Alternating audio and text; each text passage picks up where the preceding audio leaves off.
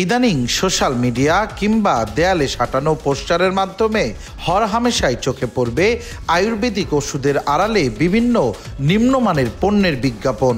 এক ফাইলই যথেষ্ট এমন স্লোগানের আড়ালে যেন চলছে সাধারণ মানুষকে আরও অক্ষমতার দিকে ঠেলে দেওয়ার প্রতিযোগিতা, যার দেখা মিলছে প্রায় সারা দেশেই। সময়ের ব্যবধানে উত্তরের প্রাণকেন্দ্র বগুড়ার অলিতে গলিতে নামমাত্র কাগজপত্র নিয়ে ব্যাঙের ছাতার মতো গড়ে উঠেছে এমন অনেক ওষুধ কারখানা। এই রুমটা আলাদা স্যার, এটা হচ্ছে হালুয়া রুম না স্যার, এটা ভস্য রুম স্যার। এখানে ভস্য করা হয়, এখানে যদি আমি হালুয়ার ওয়েস্টেজ মাল রাখি প্রবলেম দেখা যায়।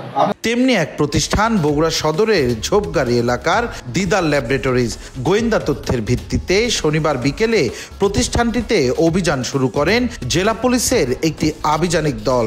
উঠে আসে প্রতিষ্ঠানটি দিনের পর দিন কিভাবে নানা রকম অব্যবস্থাপনার মাঝেই উৎপাদন করে যাচ্ছেন শক্তিবর্ধক ও যৌন উত্তেজক নানা ট্যাবলেট ও সিরাপ।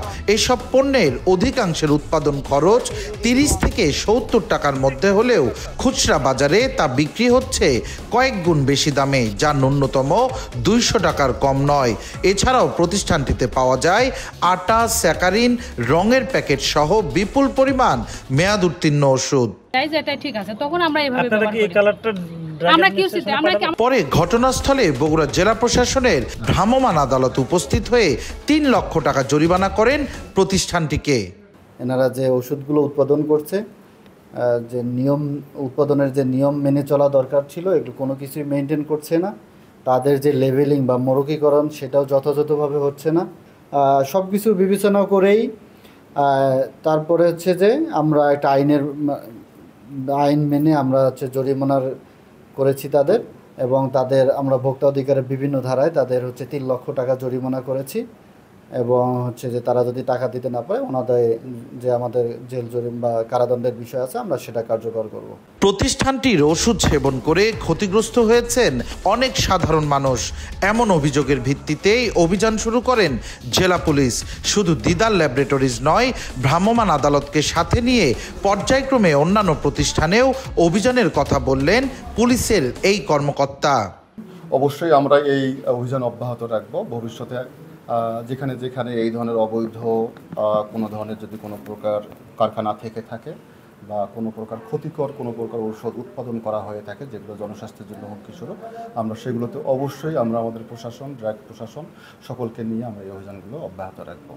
পরিসংখ্যান বলছে শুধুমাত্র বগুড়াতেই আয়ুর্বেদিক ওষুধ তৈরির নামে নিম্নমানের এমন কারখানা রয়েছে প্রায় 27টি। প্রশাসনের চোখকে ধুলো দিয়ে যারা বনে গেছেন আঙ্গুল ফুলে কলা গাছ। তারপরেও এমন প্রতিষ্ঠানগুলোর অপতৎপরতা রুখতে ঔষধ প্রশাসন অধিদপ্তরের নেই দৃশ্যমান কোনো অভিযান।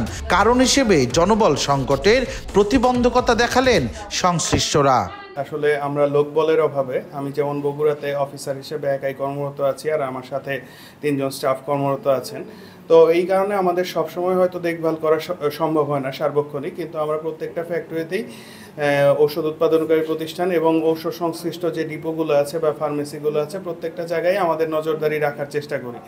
তারপরেও আপনাদের ইনফরমেশনের ভিত্তিতে বা অনেক গোয়েন্দা তথ্যের ভিত্তিতে আমরা অভিযান করে থাকি। এইসব তথ্য যদি আপনারা আমাদের কাছে আরো পৌঁছে দেন তাহলে আমাদের অভিযান পরিচালনা করাটা সহজ হবে। শুধু জরিমানা নয়, চোখ ধাঁধানো মিথ্যা বিজ্ঞাপনের আড়ালে সাধারণ মানুষের স্বাস্থ্য ঝুঁকিতে ফেলে এমন ব্যবসা বন্ধে নেওয়া হোক আরো কঠোর আইনি ব্যবস্থা, এমনই আহ্বান সকলের।